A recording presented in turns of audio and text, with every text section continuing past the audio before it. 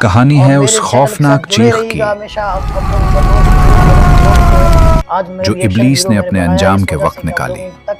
ایک ایسا انجام۔ السلام علیکم دوستوں، امید کرتا ہوں آپ لوگ خیریت سے ہوں گے۔ دوستوں آج میں نے لایا ہوں ایک بہت ہی معلوماتی ویڈیو، نالجیبل ویڈیو کے اوپر میں آج ریئیکشن دے رہا ہوں ابلیس شیطان کے اوپر، جس کو اللہ تعالیٰ نے اس دنیا میں کس طرح ضلالت سے اتارا تھا، اور کس طرح اس کا جو روح قبض ہو جائے گا، اور کس طرح اس کو موت آ جائے گا، اور کس طرح یہ تڑپے گا اپنی زندگی کے لیے، اپنی زندگی کی بخشش کے لیے۔ تو دوستوں یہ ویڈیو دیکھتے جائے گا، اور جو درد، ذلت اور بے بسی سے بھرا ہوا تھا۔ جب اس کا سامنا ملک الموت سے ہوا تو وہ زمین پر بھاگتا رہا، آسمانوں کی طرف لپکا، اندھیروں میں چھپنے کی کوشش کی، مگر تقدیر نے اسے کھینچ کر اس مقام تک پہنچا دیا جہاں جانے سے وہ ہمیشہ بھاگتا رہا تھا۔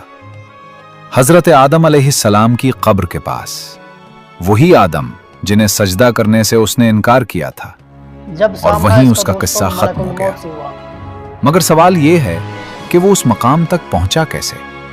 آپ دیکھ رہے ہیں اسلامک ٹچ، اور آج کی اس ویڈیو میں ہم یہ جاننے کی کوشش کریں گے کہ ابلیس حضرت موسیٰ علیہ السلام کے پاس کیوں آیا؟ وہ نبی جنہیں اللہ تعالیٰ سے ہم کلام ہونے کا شرف حاصل ہوا، اور اس نے ان سے توبہ کی درخواست کیوں کی؟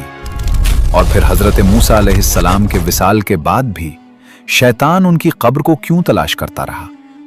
اگر آپ کو اس طرح کی ایمان افروز ویڈیوز پسند ہیں تو چینل کو سبسکرائب کریں، ویڈیو کو لائک کریں، اور کامنٹس میں ضرور بتائیں کہ آپ کس ملک سے دیکھ رہے ہیں۔ ناظرین، انسان کی تخلیق سے بہت پہلے زمین آج جیسی پرسکون نہ تھی۔ یہاں پہاڑ تھے، سمندر تھے، مگر نہ کوئی ترتیب تھی، نہ خاموشی، اور سب سے بڑھ کر وہ امانت جسے انسان کو دیا جانا تھا، اس کا کوئی وجود نہ تھا۔ زمین خالی نہیں تھی، بلکہ خون، آگ اور بغاوت سے بھری ہوئی تھی۔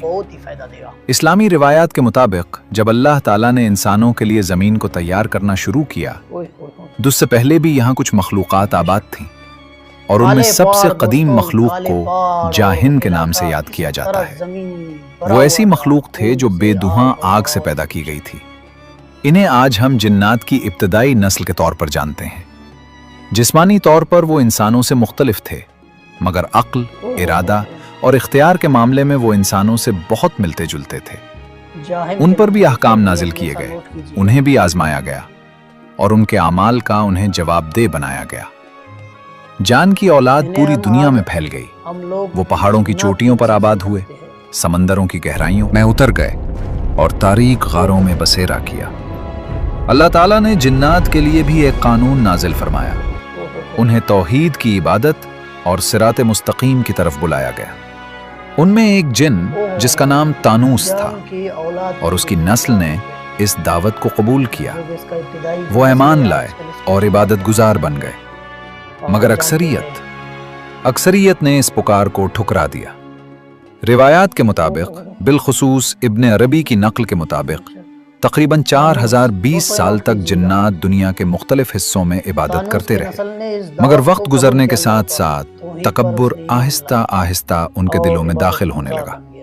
پھر فساد پھیلنا شروع ہوا، خون بہایا گیا، طاقتوروں نے کمزوروں کو کچل دیا، آگ سے پیدا ہونے کی سختی نے رحمت کو مغلوب کر دیا، تکبر بڑھتا گیا، اطاعت کم ہوتی گئی، اور زمین وہ جگہ نہ رہی جہاں اللہ کا نام لیا جاتا تھا، بلکہ وہ بغاوت کا میدان بن گئی۔ روایات کے مطابق جان کی یہ قوم نہ صرف آپس میں لڑتی رہی، بلکہ زمین کے نظام کے خلاف بھی بغاوت پر اتر آئے۔ پہاڑ اپنی جگہوں سے ہٹا دیے گئے، توازن بگڑ گیا، اور تخلیق کا حسن متاثر ہونے لگا۔ عین اسی لمحے الہی مداخلت ہوئی۔ اللہ تعالیٰ نے آسمانوں سے فرشتوں کا ایک لشکر زمین کی طرف بھیجا، مگر یہ کوئی عام مہمت نہ تھی، یہ ایک صفائی تھی، یہ ایک حساب تھا، اور اس مہمت کی قیادت ایک ایسی ہستی کے پاس تھی جس کا نام اس وقت ہر ایک کی زبان پر نہ تھا، مگر آسمانوں میں اسے بڑا مقام حاصل تھا۔ عزازیل، وہی جو بعد میں ابلیس اور شیطان کے نام سے جانا گیا۔ اس وقت ابلیس کا ذکر فرشتوں کے ساتھ کیا جاتا تھا، کیونکہ اس نے طویل عرصہ تک اطاعت کی تھی، اس نے سجدے کیے تھے، اور اپنے علم کی وجہ سے نمایاں تھا۔ روایات کے مطابق زمین اور آسمانوں میں کوئی ایسی جگہ نہ تھی जहां उसने अल्लाह का नाम न लिया। इसी वजह से उसे फरिश्तों के साथ काम करने की इजाजत दी गई। उसका मिशन वाज़ेह था, जान की कौम के फसाद का खात्मा करना, और इब्लीस इस मिशन में कामयाब रहा। उसने फरिश्तों के साथ मिलकर जान की कौम के खिलाफ जंग की, उन्हें शिकस्त दी। कुछ को जमीन के पोशीदा गोशों में धकेल दिया गया, कुछ को समंदरों की गहराइयों में भेज दिया गया, और कुछ को दूर दराज इलाकों में बखेर दिया गया। जमीन कम से कम कुछ अरसे के लिए पुरसुकून हो गई, खून बहना रुक गया, फसाद दब गया और निजाम बहाल हो गया। मगर असल खतरा यहीं से शुरू हुआ, क्योंकि इस फतह ने इब्लीस के दिल में एक ऐसी चीज को जन्म दिया जो खामोश थी, जिसे किसी ने ना देखा मगर अल्लाह ताला खूब जानता था। तकब्बुर। अब इब्लीस खुद को सिर्फ एक मुती बंदा नहीं समझता था, उसके अंदर ख्यालात जन्म ले चुके थे। अगरचे वो अभी जबान पर ना आए थे मगर बढ़ रहे थे। मैंने कामयाबी हासिल की, मैंने जमीन को पाक किया, मैं बरतर हूं। इताअत अभी बाकी थी मगर इखलास में दरार पड़ना शुरू हो चुकी थी। यही वजह है कि इंसान की तख्लीक कोई इत्तफाकी वाक़या ना था, बल्कि ये एक बिगड़े हुए तवाज़ुन का जवाब था। जब अल्लाह ताला ने ज़मीन में एक नए खलीफा को पैदा करने का इरादा फरमाया तो फरिश्तों का सवाल निहायत मानी खेज था, क्या तू उसको पैदा करेगा जो ज़मीन में फसाद करेगा और खून बहाएगा? ये सवाल जान की कौम की याद से पैदा हुआ था। ज़मीन ये मंजर पहले देख चुकी थी और उसकी कीमत भी चुका चुकी थी। अल्लाह ताला ने सिर्फ इतना फरमाया, इन्नी आलमु मा ला तालमून। इस जवाब में इंसान के बारे में एक राज भी था और इब्लीस के बारे में एक पोशीदा हिसाब भी, क्योंकि इंसान की तख्लीक से पहले ही आजमाइश शुरू हो चुकी थी। इब्लीस के दिल का तकब्बुर अभी जाहिर ना हुआ था, मगर वो एक ऐसे रास्ते पर चल पड़ा था जहां से वापसी ना थी। जान की कौम तो खत्म कर दी गई, मगर उनकी छोड़ी हुई वरासत यानी बगावत, तकब्बुर और बरतरी का दावा एक और दिल में जिंदा रही, और बहुत जल्द ये तकब्बुर पहली बार खुलकर सामने आने वाला था। जमीन को संवारा जाएगा, रूह फूंकी जाएगी और सजदे का हुक्म दिया जाएगा।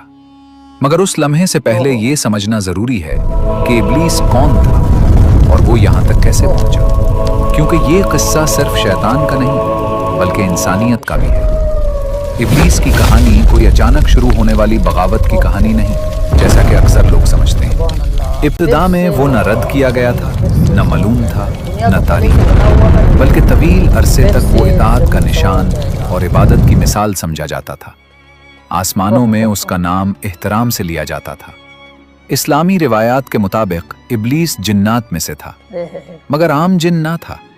वो अपने इल्म, इबादत और मुनज़्ज़म बंदगी की वजह से नुमाया था। जब उसने ज़मीन पर जान की कौम के खिलाफ जिदाहिद में कामयाबी हासिल की तो उसका जिक्र फरिश्तों के साथ होने लगा। वो उन्हीं सफ़ों में खड़ा होता और उसी तरह के अहकाम से मुखातब होता। इसने उसके मकाम को मुनफरिद बना दिया।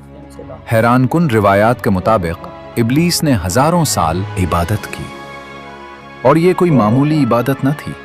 तवील ज़माने सजदों में गुजरे, ऐसे औकात जब जिक्र कभी न रुका, और ज़मीन और आसमान में अल्लाह के नाम के फैलाव के बारे में कहा जाता है कि कोई ऐसी जगह ना थी जहां इब्लीस ने सजदा ना किया हो। वो सातों आसमानों में गया और हर दर्जे में अलग अलग इबादत की, मगर इस इबादत के अंदर एक पोशीदा मसला मौजूद था। इबादत मौजूद थी मगर आजिज़ी आहिस्ता आहिस्ता कमजोर हो रही थी। इताअत बाकी थी मगर खुद पसंदी खामोशी से बढ़ रही थी। वक्त के साथ इब्लीस सिर्फ इबादत करने वाला ना रहा बल्कि सिखाने वाला बन गया। रिवायात में आता है कि बाज फरिश्तों ने उससे इबादत के आदाब सीखे, उसके इल्म की तारीफ की जाती और उसकी दानिश का एहतराम किया जाता था। और ऐन उसी मकाम पर एक निहायत खतरनाक मगर बारीक हद पार हो गई। अंदर ही अंदर इब्लीस ने सोचना शुरू किया, मैं आम नहीं हूं, मेरा मकाम मुख्तलिफ है, मैं इसका हकदार हूं। अभी कोई खुली बगावत ना थी, ना कोई जाहिरी इनकार, मगर दिल का रुख बदल चुका था। इबादत आहिस्ता आहिस्ता अल्लाह के लिए ना रही बल्कि अपनी जात के लिए होने लगी। और ये ऐसा फसाद था जो बाहर से नजर नहीं आता था। सबसे बड़ा हूँ। अल्लाह ताला की हिकमत से यह खराबी फौरन जाहिर ना की गई, क्योंकि इब्लीस के अंदर छुपी हकीकत एक अजीम आजमाइश के जरिए जाहिर होनी थी। एक ऐसी आजमाइश जो या तो 20,000 साल की इबादत को मानी दे देती या एक लम्हे में उसे बेवकत बना देती। फरिश्तों के दरमियान अपने मकाम की वजह से इब्लीस ने खुद को खास समझना शुरू कर दिया, मगर जहां फरिश्ते बगैर सवाल के इताअत करते थे, वहां इब्लीस इताअत के साथ मुकाबला भी करने लगा। और यही एक निहायत अहम फर्क था। मुकाबला वो पहली चाबी था जिसने शैतान के दरवाजे को खोला। उस वक्त तक हजरत आदम अलैहिस्सलाम पैदा नहीं हुए थे, सजदे का हुक्म भी नहीं आया था, मगर इब्लीस का जहन पहले ही तैयार हो चुका था। बरतरी का ख्याल उसके अंदर खामोशी से बढ़ रहा था। आग से पैदा होने की जो शिद्दत थी वो उसे अंदर ही अंदर शक्ल दे रही थी। वो मिट्टी की हकीकत को ना जानता था, और अगर जानता भी तो उसे हकीर समझता था। इब्लीस ने खुद को सिर्फ एक इबादत गुजार बंदा नहीं, बल्कि एक ऐसी हस्ती समझना शुरू कर दिया जो बुलंद मकाम की हकदार है। यही वो मकाम है जहां बंदगी खत्म हो जाती है, क्योंकि जब बंदा अपने हुकूक जताने लगे तो वो बंदा नहीं रहता। और अल्लाह ताला ने एक नई तख्लीक का इरादा फरमाया ताकि इस बातनी हकीकत को जाहिर करे। ये तख्लीक सिर्फ एक नई मखलूक न थी, बल्कि इब्लीस के बातिन का आईना थी, क्योंकि आदम सिर्फ एक इंसान न थे, बल्कि एक मेयार थे जो इब्लीस के दिल में छुपे तकब्बुर को जाहिर करने वाले थे। अभी कुछ हुआ भी ना था, मगर इब्लीस के अंदर बेचैनी शुरू हो चुकी थी, क्योंकि ये नई मखलूक जिसे अल्लाह पैदा करने वाला था, तवज्जो का मरकज बदल देगी।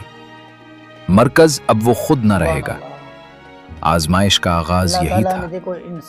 20,000 साल की इबादत एक सवाल पर परखी जाने वाली थी। क्या तू अल्लाह के हुक्म की वजह से इताअत करता है या इसलिए कि खुद को बरतर समझता है? इब्लीस का जवाब अभी जबान पर ना आया था, मगर उसका दिल फैसला कर चुका था, और बहुत जल्द जमीन की खामोशी टूटने वाली थी। एक पैकर शक्ल इख्तियार करेगा और इब्लीस के अंदर छुपी बीमारी सबके सामने जाहिर हो जाएगी। एक दिन फरिश्ते जमा हुए। अल्लाह ताला ने उन्हें एक खबर दी, ऐसी खबर जिस पर वो हैरान रह गए। मैं जमीन में एक खलीफा पैदा करने वाला हूं। फरिश्तों ने अर्ज किया, ऐ हमारे रब, क्या तू फिर ऐसी मखलूक पैदा करेगा जो जमीन में फसाद करेगी और खून बहाएगी, जैसा कि जिन्नात ने पहले किया, जबकि हम तेरी तस्बीह बयान करते हैं और तेरी पाकी बयान करते हैं। ये कोई एतराज न था, बल्कि सिर्फ एक सवाल था। फरिश्ते जानना चाहते थे, जिन्नात के बाद एक और मखलूक क्यों? अल्लाह ताला का जवाब मुख्तसर मगर गहरा था, इन्नी आलमु मा ला तालमून। फिर अल्लाह ताला ने हुक्म दिया कि जमीन के हर हिस्से से मिट्टी ली जाए। सुर्ख मिट्टी, काली मिट्टी, सफेद मिट्टी, पीली मिट्टी, हर रंग और हर कैफियत की मिट्टी को जमा किया गया, और अल्लाह ताला ने उससे एक पैकर बनाया, इंसान। मगर वो बेजान था, सिर्फ एक जिस्म, एक जगह खड़ा, बेजान और इंतजार में। 40 दिन तक हजरत आदम अलैहिस्सलाम का वो बेहरकत पैकर वहीं मौजूद रहा। फरिश्तों ने उसे देखा, मगर उसके करीब न गए। तजस्सुस था, मगर अदब भी था। और इब्लीस ने भी उसे देखा, और उसी लम्हे उसके अंदर मौजूद तकब्बुर का जहर और ज्यादा तेजी से फैलने लगा। इब्लीस उस पैकर के करीब आया, उसके गिर्द घूमा, कभी उसके मुंह के रास्ते अंदर झांका, कभी नाक के रास्ते बाहर आया, कभी कान के जरिए दाखिल हुआ और आंखों से बाहर देखा, मगर सब कुछ खाली था, सिर्फ मिट्टी, सिर्फ खाक। इब्लीस ने आहिस्ता आवाज में तकरीबन सरगोशी करते हुए कहा, तू कुछ भी नहीं, तू सिर्फ मिट्टी है और मैं आग से हूं। मैंने फरिश्तों को सिखाया, मैं 7 आसमानों तक पहुंचा, मैं जन्नत में दाखिल हुआ, मैं जमीन का हाकिम हूं। फिर उसने मजीद कहा, अगर मैं तुझ पर मुसल्लत हो जाऊं तो तू मुझसे बच नहीं सकेगा। रातें गुजरती रहीं। इब्लीस हर रात आता, हर रात आदम के गिर्द घूमता, हर रात उसे नीचा दिखाता और हर रात धमकियां देता। हजरत आदम उस वक्त तक इब्लीस की नजर में एक दुश्मन बन चुके थे। हालांकि उनमें अभी जिंदगी फूंकी नहीं गई थी।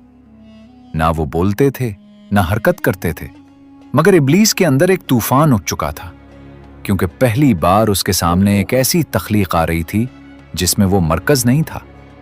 इस इंतजार के दौरान इब्लीस का जहन मुसलसल काम करता रहा। वो मुकारना करता, वो आग के बारे में सोचता, वो मिट्टी के बारे में सोचता।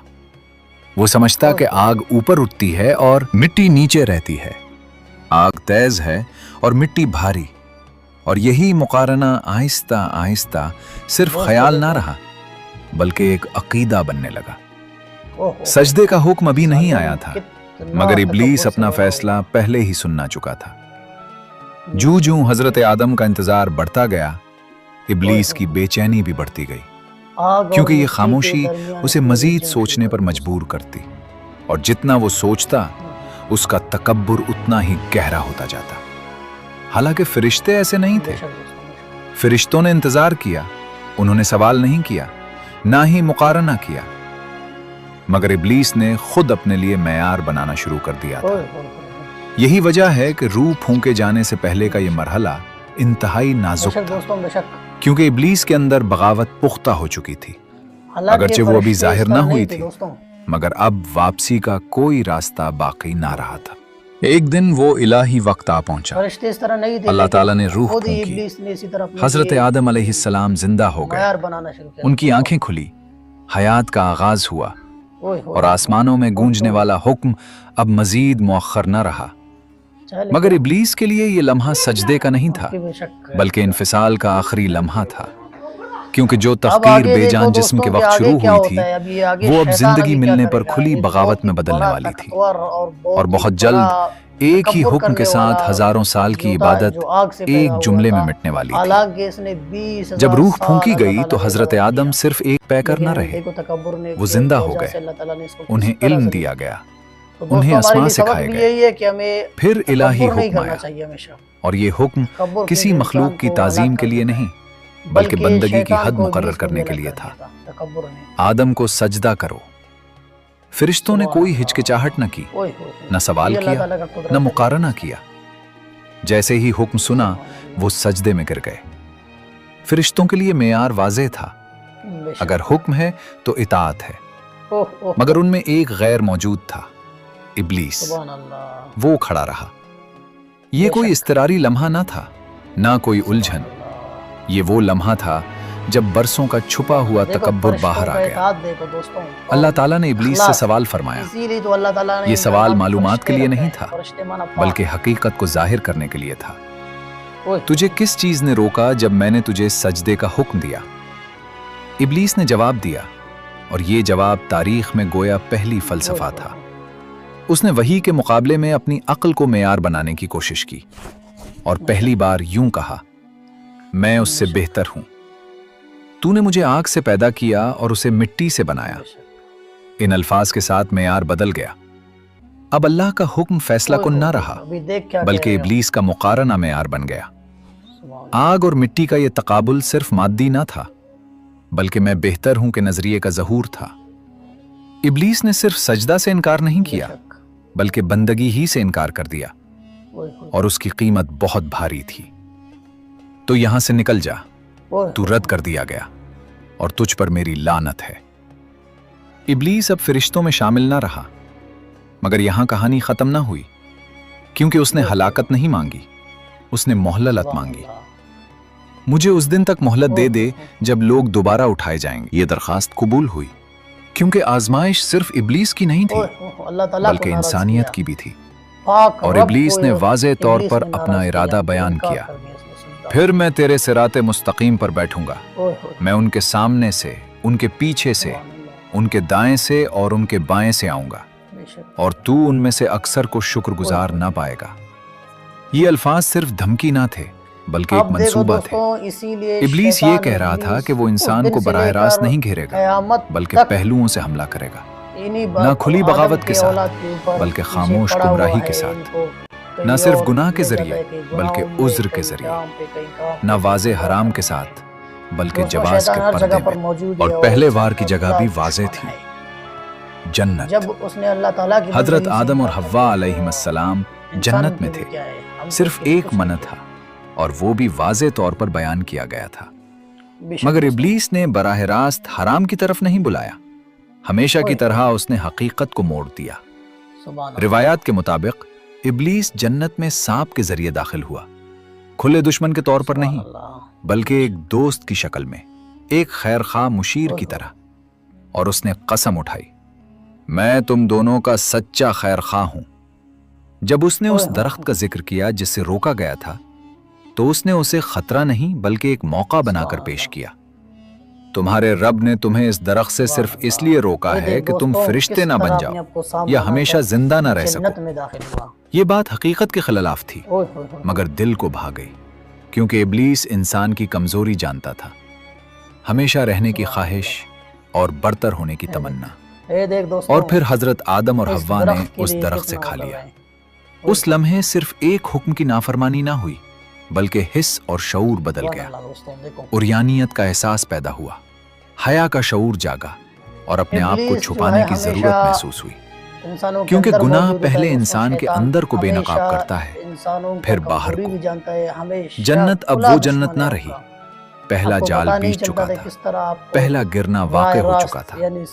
मगर ये लम्हा जिसे इब्लीस ने कामयाबी समझा, दरअसल एक बड़े इम्तिहान की इब्तिदा थी, क्योंकि इंसान तौबा कर सकता था और इब्लीस ने सजदे से इनकार के साथ जो जुदाई शुरू हुई थी, वो जन्नत के पहले फितने से मजीद गहरी हो गई। और उस लम्हे से जमीन के मंजर पर एक तवील, तारीक और सब्र आजमा जंग शुरू हो गई। इब्लीस के लिए सब कुछ खत्म हो चुका था। जन्नत के दरवाजे बंद कर दिए गए और वो इलाही रहमत से निकाल दिया गया। मगर ये सबसे बड़ी सजा ना थी। असल अजाब वो पछतावा था जो उसके अंदर जल रहा था, एक ऐसी आग जो कभी ठंडी ना हुई, क्योंकि इब्लीस जानता था उसकी गलती जहालत से नहीं थी। हुक्म वाज़े था, हकीकत वाज़े थी। ये जो कुछ नाकाम हुआ वो उसकी अकल नहीं थी बल्कि उसका तकब्बुर था। वक्त गुजरता रहा, जमीन पर नस्लें बदलती रहीं, अंबिया अलैहिमुस्सलाम आते रहे, लोगों को डराते और हक की तरफ बुलाते रहे। जब इंसान तौबा करता तो उसे माफ कर दिया जाता। मगर इब्लीस जब भी तौबा के दरवाजे के करीब आया, उसने हमेशा गलत रास्ता इख्तियार किया। उसका पछतावा नाफरमानी पर नहीं था बल्कि उस मकाम पर था जो उससे छिन गया था। रिवायात के मुताबिक एक दिन इब्लीस हजरत मूसा अलैहिस्सलाम के पास आया, छुपकर, न खुली दुश्मनी के साथ, न धमकियों के साथ, बल्कि सवाल लेकर, हिचकिचाहट के साथ। उसने कहा, क्या ये सच है कि अल्लाह आपसे कलाम करता है? हजरत मूसा अलैहिस्सलाम ने बुला झिझक जवाब दिया, जी हाँ। इब्लीस ने कहा, तू अपने रब से कहिए कि उसकी एक मखलूक चाहती है कि उसकी तौबा कबूल हो जाए। उसने अपना नाम जाहिर न किया, मगर उसकी नीयत वाज़ेह थी। हजरत मूसा अलैहिस्सलाम ने वही का इंतजार किया और फिर अल्लाह ताला की तरफ से जवाब आया, ए मूसा, उससे कहो मैं तुम्हारी खातिर उसकी दरखास्त कबूल करता हूं, मगर वो आदम अलैहिस्सलाम की कब्र पर जाए और वहां सजदा करे। ये पेशकश रहमत का दरवाजा थी, मगर साथ ही एक आखिरी आजमाइश भी। जब हजरत मूसा अलैहिस्सलाम ने यह पैगाम इब्लीस तक पहुंचाया तो उसके अंदर पुरानी बीमारी फौरन फिर उभर आई। उसका चेहरा सियाह पड़ गया, गुस्सा बढ़ गया और उसने कहा, मैंने आदम को उस वक्त सजदा नहीं किया जब वो जिंदा था, तो अब जब वो मर्दा है तो मैं उसे सजदा करूं? ये जुमला जाहिर कर गया कि उसका पछतावा हकीकी नहीं था, क्योंकि हकीकी तौबा में शर्तें नहीं होती, न तकब्बुर होता है। मगर इब्लीस अब भी खुद को दुरुस्त समझ रहा था। रिवायात के मुताबिक इस इनकार के बाद उसका अजाब मजीद सख्त कर दिया गया। उससे पूछा गया, तो अल्लाह के अजाब को कैसा पाता है? उसने मुख्तसर और सख्त जवाब दिया, तसव्वुर से भी ज्यादा सख्त। फिर एक और मौका दिया गया, आदम जन्नत में जिंदा हैं, जाओ उनके पास, सजदा करो, माफी मांगो और बख्शे जाओ। मगर इब्लीस ने फिर इनकार कर दिया। ये हट धर्मी उसके अजाब को और बढ़ा गई। रिवायात के मुताबिक उसका अजाब दीगर जहन्नमियों के मुकाबले में 70,000 गुना ज्यादा कर दिया गया। हर 1 लाख साल के बाद उसे अजाब से निकाला जाता, हजरत आदम के सामने लाया जाता और सजदे का हुक्म दिया जाता, मगर हर बार वही तकब्बुर, वही इनकार, वही सुकूत। इब्लीस के लिए अब कोई वापसी ना रही। वक्त गुजरता गया, हजरत मूसा अलैहिस्सलाम का विसाल हुआ और इसी मकाम पर कहानी मजीद खौफनाक हो गई। रिवायात के मुताबिक हजरत मूस के बाद इब्लीस उनकी कब्र की तलाश में निकल पड़ा, क्योंकि हजरत मूस वो नबी थे जिनसे अल्लाह ताला ने कलाम फरमाया था। और हमेशा की तरह इब्लीस इसी पुरानी गलती में दोबारा मुब्तला हुआ। उसने कुदसियत को गलत जगह तलाश किया, मगर हजरत मूसा अलैहिस्सलाम की कब्र छुपाई गई थी। अल्लाह ताला ने उसका मकाम लोगों से पोशीदा रखा, क्योंकि कब्रें खुद भी इब्लीस के फितनों के अहम रास्तों में से हैं, और ये उन खुफिया तरीकों में से एक है जिनके जरिए वो लोगों को सजदे और तौहीद से दूर करता है। इब्लीस ये बात जानता था, इसीलिए वो तलाश में था। वो उसे ढूंढना चाहता था मगर ना पा सका। और यहाँ एक बहुत दर्दनाक हकीकत सामने आती है, जब तक इब्लीस तौहीद को कबूल ना करे उसके लिए तौबा का दरवाजा नहीं खुलता। उसका मसला गुनाह नहीं था, उसका मसला तकब्बुर था।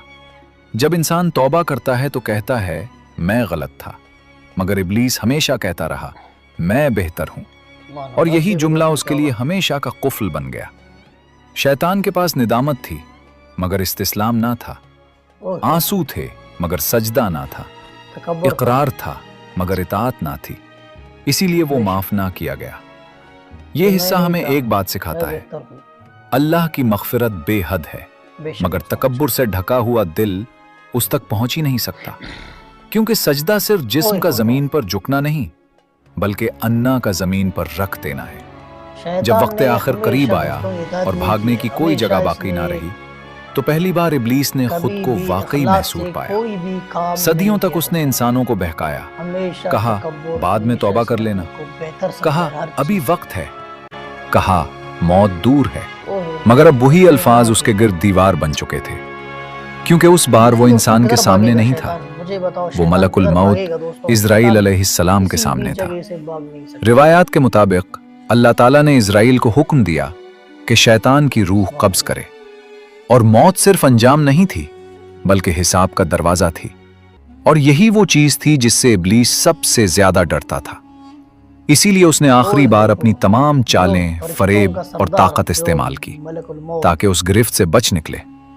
ये कोई आम ताक़ुब ना था, न किसी मखलूक और मौत के दरमियान दौड़, बल्कि ये एक ऐसा मंजर था जिसे आसमान और जमीन देख रहे थे और जो कायनात में गूंज रहा था। इज़राइल का ताक़ुब शुरू हुआ और शैतान जमीन पर उस रफ्तार से भागा जिस तक हवा भी ना पहुंच सकती थी, मगर इज़राइल हर कदम के साथ उसके पीछे था, कभी रास्ता नहीं खोता था। इब्लीस जमीन के हर कोने में छुपने लगा, पहाड़ों की ढलवानों में जहां इंसान का कदम ना पड़ा हो, घने जंगलों में, वीरान सहराओं में, मगर इज़राइल की नजर हर हरकत को देख रही थी और हर लम्हा करीब आती जा रही थी। जब शैतान को यकीन हो गया कि जमीन पर अब कोई जाए पनाह बाकी नहीं, तो उसने जमीन की गहराइयों में छुपने का फैसला किया।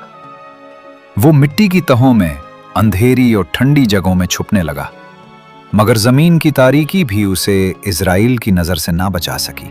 और जब वो जेरे जमीन रास्तों में फरार तलाश कर रहा था, इज़राइल हर कदम के साथ उसके पीछे था। जमीन भी उसे बचा न सके, क्योंकि वो कभी मिट्टी से मोहब्बत करता ही नहीं था, आदम अलैहिस्सलाम की वजह से, और अब इज़राइल भी उसके पीछे था। मायूसी में शैतान दोबारा जेरे जमीन से बाहर आया और आसमान की तरफ बुलंद होने लगा। वो बादलों के दरमियान पनाह ढूंढने लगा, मगर आसमान की तारीक गहराइयों में भी उसे मलकुल मौत इज़राइल अलैहिस्सलाम की मौजूदगी महसूस होती रही।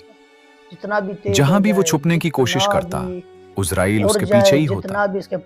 ये खौफनाक और सांस रोक देने वाला ताक़ुब आसमान में मजीद शिद्दत इख्तियार कर गया और इब्लीस का खौफ बढ़ता ही चला गया। जब उसे कोई जाए पनाह ना मिली तो वो घबरा कर दोबारा जमीन की तरफ लौट आया। अब उसे खुद भी इल्म न रहा कि वो कहाँ जा रहा है। खौफ और दहशत के आलम में वो हर रुकावट को उबूर करता हुआ किसी नामालूम सिमत में भागने लगा। जो और फिर लोग इसको समझते जब हैं वो उसको पता ही मुकम्मल तौर चाहिए पर कि भाई मायूस किस होने लगा तरह शैतान तो उसके जहन में गुमराह था, एक किस तरह आखिरी शैतान तदबीर का आई। जो चाल है, उसने फैसला किस किया तरह कि वो शैतान अपनी समंदरों की हरकत तरफ करता है। फरार इख्तियार करेगा और वहां छुप जाएगा। ओए उज़राइल ने होए हर जगह तलाश किया, मगर इस बार वो उसे ना पा सका। तो वो रब्बुल आलमीन की तरफ मुतवज्जे हुआ और अर्ज किया, ऐ मेरे रब, मैं उसे नहीं पा रहा, आपका क्या हुक्म है? अल्लाह ताला ने फरमाया, जहन्नम की तरफ जाओ। लेकिन दोस्तों शैतान का आखिरकार मौत ही मौत है, क्योंकि अल्लाह ताला ये चाहता है कि इसका रूह कब्ज हो जाए। और इंशाल्लाह आखिरकार ये वीडियो का जो दूसरा पार्ट है वो भी आप देखोगे कि किस तरह शैतान का रूह कब्ज हो जाएगा और किस तरह अल्लाह ताला शैतान के ऊपर मौत मुसल्लत करेगा और किस तरह इजराइल इसका रूह कब्ज करेगा। दोस्तों वीडियो बहुत नॉलेजेबल है, वीडियो को सब्सक्राइब, लाइक और आगे अपने दोस्तों के साथ शेयर भी कीजिएगा।